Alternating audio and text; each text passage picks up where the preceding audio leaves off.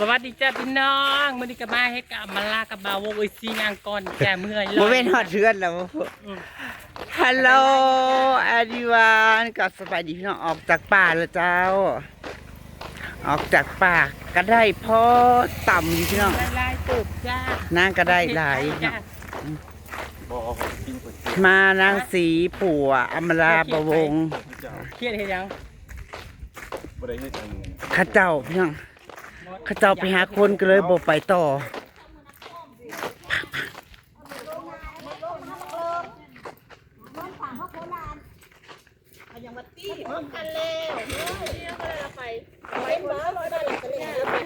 เห็นอัตตาผู้ที่หลดไปนั่นลงไว้เอาคอยวัดตาเจ้าผู้ยังมาทางนี้มูนี่จะก้าวเจ้าพูดนะพี่พวกไม่เอรถย่านได้เบอร์หอดก็จะคิดโชว์ให้ คอยก็ฮอดบ่ไปฮอดป้าเฮ็ดซะคอยย่านคมคืนน่ะติผัวก็บ่ทันได้ย่าน ผู้ได้ผู้ ยันมานข้างทางเนาะ ได้นะอยากโหลดเท่านั้นใช่ค่ะรถไอ้มาแล้วงานละตุ้ม คุณได้เฮ็ดโป่นะ ได้เฮ็ดโปบ่ทุกคนเดินจากงาน โอ้เฮามาอยู่ค่อยพูดถึงว่าแล้วเวลา งานละตุ้มเนี่ยจะเป็นเจ้าโหได้เอาหน้าเพลงหรือจะเอาจาก ยายสิได้แต่เฮ็ดอันนี้พี่น้อง ได้จะเห็น เฮ็ดละโง่ไข่บ่ได้หลาย แต่ว่าใครได้มาเข้ามาเฮ็ดหอยตีมุดโหช่วยกัน กระเถาซ้ำคนเก็บอยู่เด้ล่ะ ว่าหดคนนั่นว่าหดคนเจ็บใช่นี่ เห็นก็เห็นชาเล่งเฮ้ยไม่เห็นผู้คน เลยผู้คนไม่เห็นผู้คนไม่จังมีเฮ็ดจังว่าแล้วจะเล่นเข้าไปส่งเขาแล้ว เสียงเลยแล้วไปปล้นเอาซาเล้งเขาแล้วบ่กล้าตีนะผู้หญิงเนาะ อย่าไปกันป้นอย่าไปจับเอา ไปจับเอาบ่ จับเอาไปว่าไปให้อยากแค่มันก่อนก็ทำงานให้เอาว่างูเข้ามาเป็นคนอ้ายคอยเอาว่า เออ คือเขาได้อย่าว่าเพิ่งนึ่งเขียวกำได้อันพวกอันมันว่า บ่แม่นแล้วร้อนบ่เนาะกินร้อนเนาะปัง อันอ้ายคอยมันพวกตะกี้เมื่อกี้เอาอันนึ่งเขียวกำมันว่าขับแค่ยังทุกคนคุ้มมันว่าคืองงให้ช่วงให้แค่พวกว่าไปคืองานก็ต้องอยู่ว่า ที่ห้างก็แล้วที่ห้างก็แล้ว จริง เอาขยวันใดคูณลูกไปผู้เดียวนะเด็กขยวันละหูกันที่บ้านนั่นแต่แดงกุชิงมาแย่ผู้คนครับก่อน ว่าจะไปหาคืมแถวพุ่นน่ะแถวอันข้างหน้าบุกหนูผู้ไปพะนางนี่พะยันมันบ่คมคืนอย่ามันขาก่อนว่าซั่น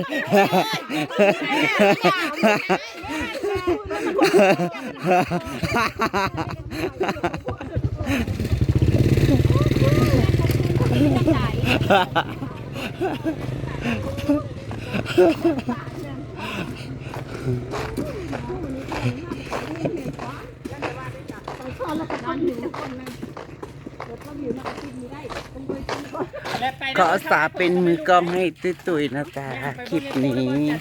ออกจากป่าเห็ดกะลงไปเนี่ยกะสีเรียมเมื่อพี่น้องสวยนะพอนางก็มีลูกถ่าย ข้าวหวานนี่นะครับซีเข้าเฮ็ดตามข้าง มึงลงไปแล้วก็สิลงดำน้าเลยบ่ไหนลงดำน้าผู้ตัวอยู่หน้าตีนบ้าน คิดแท้เขาคุณกิโลเยียบอยู่ว่าที่มาแล้วจุกกันย่าอยู่กับดอก แสดงว่าเอาบานคืน งูแล้วเขาเอาแต่เช้าแต่หวานพุ่นดำล่างเขาบ่คุณกิโล แล้วเอามืออยู่นะ แล้วกระดา มือนี่สามตะก้า มันได้ซ้ำกันดิ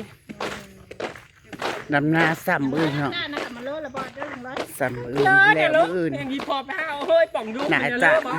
ร้อยก็ปีนมาย่างก้าเขาเลอะเลยก้า เสื้อของพวกนางก็ได้เอามา2 มื้อเนาะมื้อนี้ก็ไปส่งคนงานเนาะ ให้มันเลิก ไปส่งคนงานกลับบ้าน ส่งคนงานกลับบ้าน เจ้าเขากระบอก มันเลอะแล้วก็ย่าเบาฮะไว้ยันทิ้งมาเลอะอีกไปเอาไปก้ามันเลอะ ออกจากป่ามาก็ประมาณ7 โมงเนาะ7 โมงครึ่งเลยพี่น้องนางสีกับพัวนาเท่าเมื่อก่อน ญาติญาติมาเขาเจ้ากินพี่น้องเขาเจ้าดื่มกินสดแจ้งร้อนยังบูบ้าบอกเป็นอะไรบอกผีเขา เจ้านี้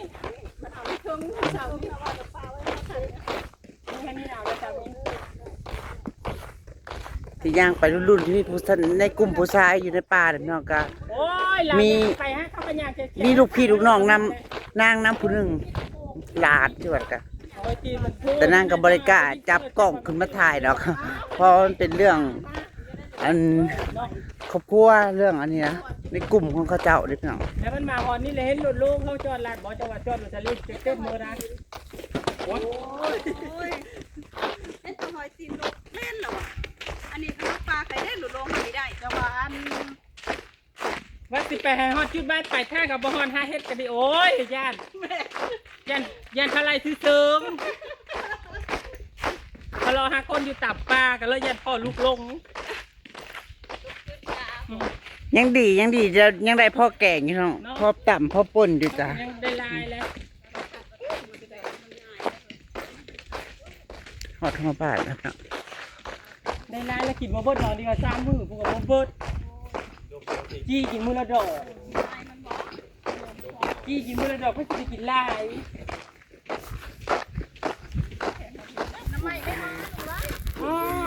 อูผัวแน่ แจกน้ำเอาโลดมาดูบ่ได้แค่ของจะบ่ออกก่อนก็คงออกก่อนเอาก็ออกเฮ้ยก็มอยากมาฮอดเนาะ ให้ขี่หลังประมาณนี้ เอาบ้านค่อยออกเนาะ ถ้าบักท่องเขาเป็นว่าอ๋องโน่น เนาะ เนาะ ขี่ล่างโอ้โหย่างบักตาฝั่งโค้งก็ได้เนาะเฮ้ยจังมันเป็นข้าวบ่ เป็นข้าวข่อยให้ข่อยเป็นข้าวเจ้าดึง ให้ใส่ช่องเข่าดัน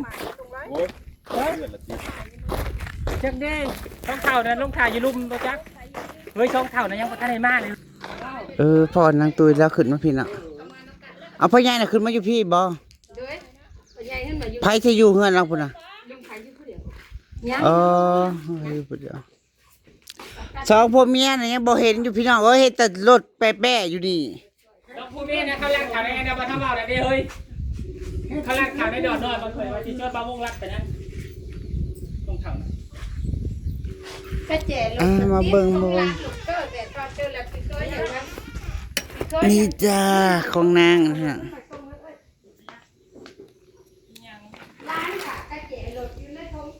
มาดูของติตรุยเจ้า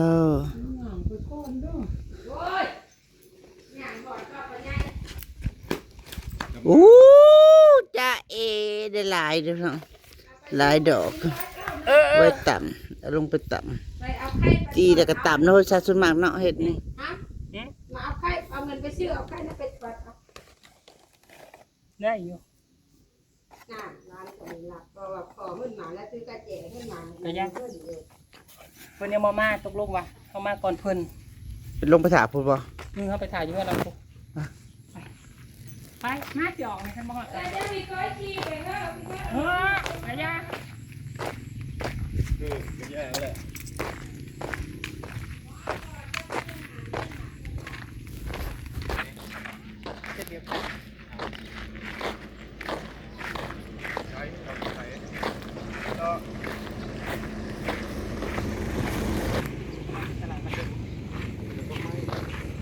ถึงบ้านแล้วเจ้า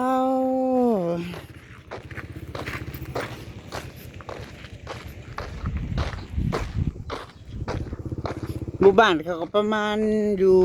100 กว่าหลังคาแบบเนาะ100-200น่าจะประมาณ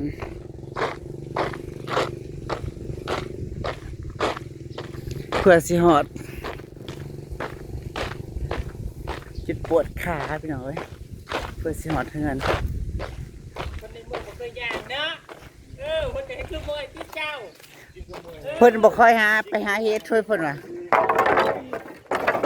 ครูคนมวยที่ใต้เฉพาะเพิ่นจะบ่อยากไปดาวให้แดก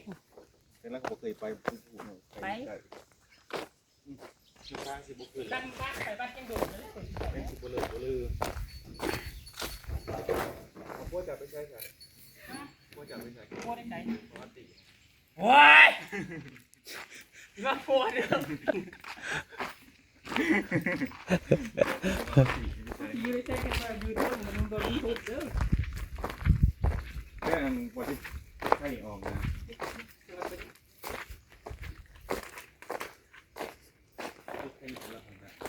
จอดรถพากันมาจอดรถอยู่นี่เนาะ ให้ใคร เฮ็ดให้มันอยู่ดอนเอาฮอคุณห้างนี่ไปนี่แหละ ไปหาไปออกไป ออกไป ไปขึ้นนั่นแหละนะออกยากไปเบิ่งเฮ้ยจะปูไปตัวมี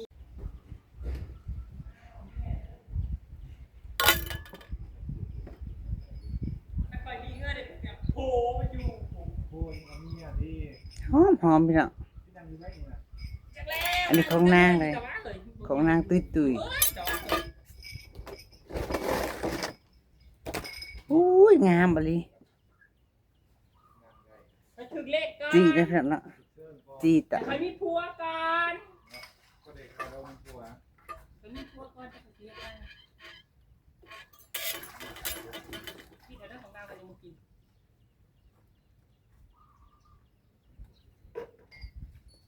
โอ้ยสงสารว่าพี่นี่ หัวขัดเจ้าหัวเขาเอื้อยมันโดนคนแล้วคนมาเจอใส่มันก็เลี้ยเบิ้งเลยเนาะ สิขูดให้นางกับพี่น้องก็จังสิเมื่อจะสิอยู่นี่บ่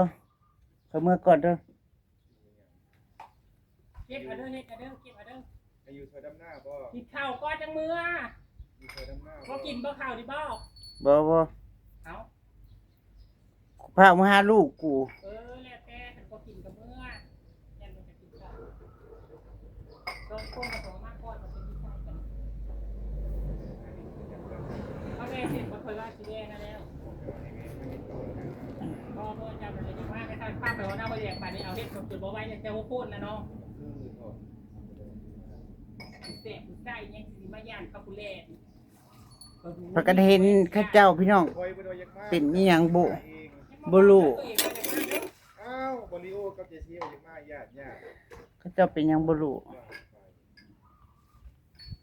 ขี่ขับหลังแล้วก็ว่าไปที่หลัง อ้าวตะกี้กับโปรตันได้กินนมือมากกันอย่างนั้นกินไปล่าแต่ว่าอื่นยังไม่ได้ค่ะ ก็เดือดเทียมไว้แม่ แต่พอเตรียมแล้วจะไม่ได้บอก ข้าเจ้าหากันข้าเจ้าร้อน บ่ บ่ เทียนหน้าเจ้าเนาะ เป็นก็ไม่แห้งบ่ ผมได้คิดว่าจะมาหาข่อยเนาะ ตื่นมาประเทศพ่อบ่บ่ย คิดมากกว่าเห็นมันก็มีแห้งกันว่า มันก็ตื่นนอนบ่ เขาจะไปซื้อขนมไข่มาแล้วเขาไปเดือดปลาแต่ว่าสิไปให้เฮ็ดไข่ไปฝากเจ้าเวลาจะมาสู้กัน เฮ้ยตอนสกูมารมึงไปร้านค้ามาเลย ไปซื้อขนมไข่ได้ยังมาสิเดือดปลา ไปหาซื้อเสบียงสำรอง ท่านยังสิน้อย โอ้ยเห็นว่าแล้วมึงก็ใครเอาจนเบิดพี่น้องมื้อมันก็สิได้กินบ่มันน้อยก็ บ่คันตัวผู้มันใหญ่เนี่ยมันขึ้นมาแต่คิดแล้วมันโผล่โลมันใหญ่อันนี้คันว่าซ้ำนี้มันก็ซ้ำนี่แล้ว แม่นบ่ย คันมันใหญ่นะบ่เห็นตัวผู้จุ่มปลาโลนะถึงมาใหญ่โลดเป็นได้บ้าบ้านข่อยเป็นสั้นๆเส้นๆอยู่บ่เป็นตาได้กินอยู่บ่เฮ็ดไข่นั่น บ่อยากเลยเห็นแค่ก็ ผู บ่ ก อยาก หลายๆหนึ่งถ้าไปอีกนี่ดอกจะปลูกก็มีอีก แต่บ่พาไปเพิ่งคมจริง แล้วบ่กินบ่ข้าวที่อะปะล่ะ บ่ยบ่ อ๋อในกระตาเอามาล้างกัน ฉะนั้นกูให้มันน่ะ เดี๋ยวว่าสิกิน สองมัน สิมื้อก ระจบให้มันอยู่นี่แหละ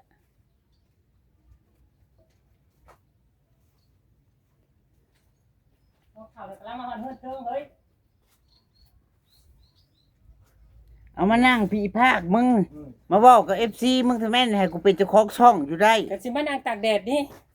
นี่ซ้ำๆจบนี่ โอ้ยพี่น้องเอ้ยบุญบาวงมาสวดไปหาเฮ็ดก็ได้อยู่เด้อจ้าพอได้ นะ ค เฮ้ย นอ ก็ ยู่ ได้ จ้ามีแต่ตัวงามๆนี่ มีแต่คอยเห็นเพิ่นหั่นล่ะเจ้าบ่ได้เห็นอิหยัง แม่นพระเจ้าคนนั้นข่อยตาลายข่อยบ่ได้เห็นมีแต่เจ้าเฮ็ด อันนี้เฮ็ด เฮ็ด เพิ่ง ตับเต่าเนาะ ฮ็ดตับเต่า ก็มันอ่อนแซ่บ ปัจจัยบ่หลายบ่พอแกงที่พี่น้องได้4-5ดอกนึง ไปเก่งใส่หน่อไม้ 4-5ดอก คนคือเจ้าก็กินหน่อไม้บ่ ปลาพี่น้อง เข้าบ่แม่นหนวดเลยนะเข้า เขาก็หน่อยบ่คือกันบ่ บ่เลย เขาบ่แม่นกู อันเนี้ยไม่ยิ่งของแท้เฮ้ยมันก็มีเข้าเลยเนาะ มียิ่งรุ่นเก่าเนาะ ไม่ยิ่งสมัยใหม่แต่มี สมั แค่ ยใหม่ ยืน เนี่ เงี ย ย มัน ว รุ่นเก่าแล้วนี่นะ ไม่ยิ่งยุคใหม่แต่มีแค่ยืนเงียวจ้า มันยิ่งยืนเหี่ยว จะชัดเจนแล้วเพราะใน YouTube สิแจกบ่เหลือง เนาะ หอมกินดิบได้ ได้นั่นแหล้วก็สิกินเนาะยังสิกินดิบบ่ได้กินแดดบึด ตัวตาย บ่เฮ็ดอันนี้กินดิบได้ เห็นบ่ แต่เฮ็ดอันอื่นกินบ่ได้จ้า เ เห็ดพอกินได้ไหมเห็ดพอ เฮ็ดพ่อก็กินได้จ้า ดิฉันไปต่อมัวถิ่มใส่ แตงโมกินได้อยู่